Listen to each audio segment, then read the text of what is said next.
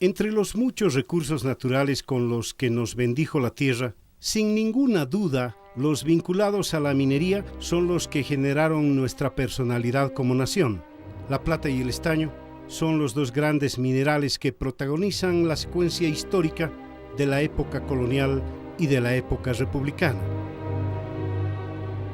Bolivia nació como república en función de la minería, y no es gratuito que en el centro del escudo patrio esté el Cerro Rico de Potosí, la montaña de plata más grande del planeta. Por eso, en 1556 se creó la Audiencia de Charcas. Durante 3 siglos, el Imperio Español se alimentó de la plata de Potosí. Carlos V y Felipe II tuvieron en estos recursos el sostén de su propio imperio colonial de América. La minería fue el centro de acción de la historia del país.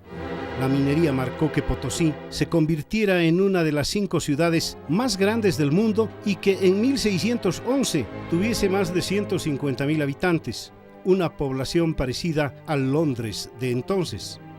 En 1825, después de 16 años de sangre y de esfuerzo para conseguir la independencia, el país nacía exhausto económicamente y tardó varias décadas en recuperarse, cuando surgen los varones de la plata, en el caso de Narciso Campero, de Gregorio Pacheco y sobre todo de Aniceto Arce. Las grandes minas de plata estaban alimentando parte de la economía del país. Entre 1860 y 1880, Huanchaca se convierte en el punto de referencia más importante de la producción minera de la plata. Eso le da sentido al nacimiento del ferrocarril, y el presidente Arce hace confluir sus intereses con los intereses de la patria y construye el primer ferrocarril que vincula a Bolivia con el mundo. Luego vino el estaño, fundamental para la industria que se desarrollaba en el mundo, pero no en vano se conoció a este metal como Diabolus Metallorum, metal del diablo. En Bolivia, el estaño fue mucho más que simplemente un mineral. Tuvo que ver con la política, con la economía, con el destino de la propia nación, y fue por la vía de la confrontación y de la guerra. La guerra civil entre bolivianos, norte contra sur, en 1898 y 99, marca precisamente la importancia crucial que ese estaño tuvo para que el primer presidente liberal fuese José Manuel Pando, llevado al poder por los indios aymaras que fueron luego desplazados por quienes serían los grandes terratenientes del altiplano y de los valles. Y ahí surgen Patiño, Aramayo, Xochitl, parte del superestado minero que manejó la política y la economía del país entre 1900 y 1952. Sería a partir del increíble descubrimiento de la Salvadora que el país da el salto gigantesco y se convierte en el segundo productor mundial de estaño.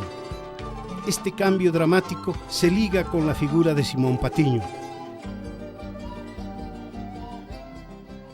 Al iniciar el siglo, Pando inaugura 20 años de gobiernos del liberalismo, y en menos de 5 años, Patiño pasa a ser de un modesto laborero minero, propietario de una pequeña hectárea en la cumbre de un cerro desolado, en uno de los hombres más ricos del país. En el periodo 1901 y 1903, las utilidades de La Salvadora superan los $5 millones, una verdadera fortuna para la época. En solo 10 años, Patiño ha multiplicado centenares de veces su capital y se da cuenta que el escenario de Bolivia comienza a quedarle pequeño. Pero al mismo tiempo el país de los obreros está despertando y los primeros sindicatos y organizaciones locales en las ciudades pasan luego a convertirse en sindicatos en las minas. El primer conflicto se da en 1918.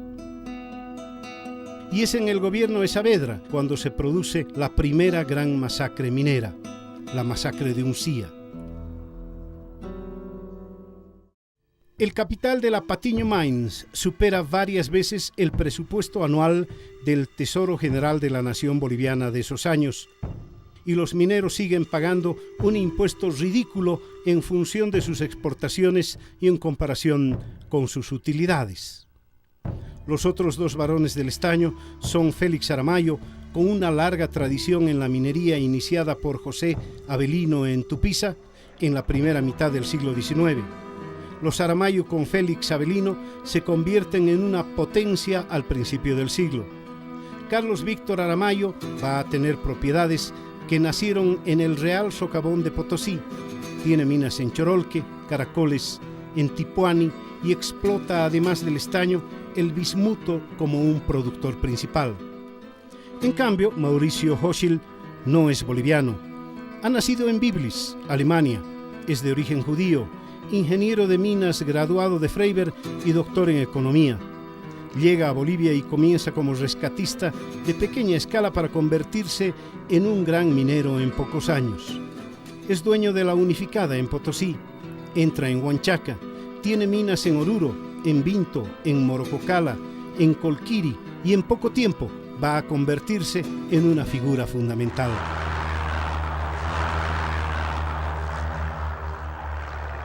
Tras la Guerra del Chaco, Bolivia tiene que encontrar un camino y los primeros pasos los dan Toro y Bush. Fundamentalmente el joven presidente que va a determinar la obligatoriedad de la entrega del 100% de las divisas por exportación a los grandes mineros, lo que genera una grave confrontación. Las condiciones de vida de los mineros bolivianos son extremadamente difíciles. El aumento de salarios, la situación de las palliris, el trabajo de los niños, la jornada de 8 horas fueron las demandas y las reivindicaciones permanentes de un sector a trabajadores cada vez más politizado y consciente de sus derechos. Esta confrontación no resuelta y en tensión permanente llega a un punto crítico en 1942.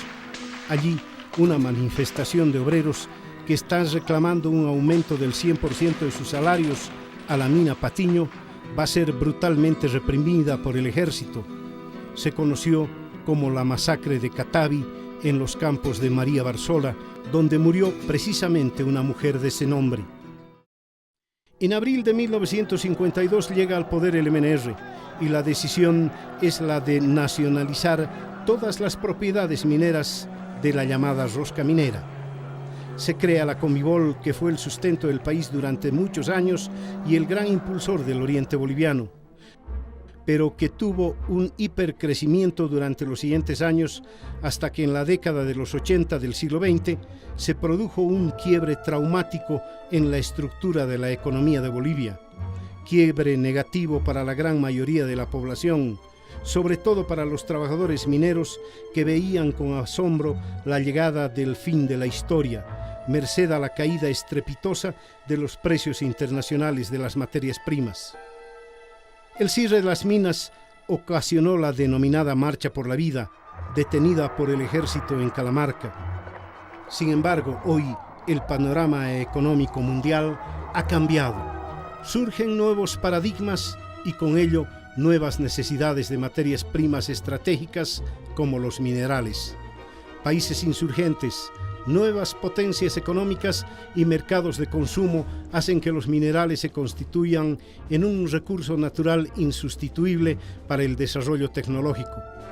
Bolivia ha recobrado el concepto de que los recursos naturales del suelo y el subsuelo, cualquiera sea su origen, son de propiedad del pueblo boliviano. El rol de la minería en el actual proceso de cambio, sin duda, es generar excedentes para el Estado, los cuales tienen fundamentalmente que reactivar la producción minera, destinando recursos para los proyectos de exploración e industrialización.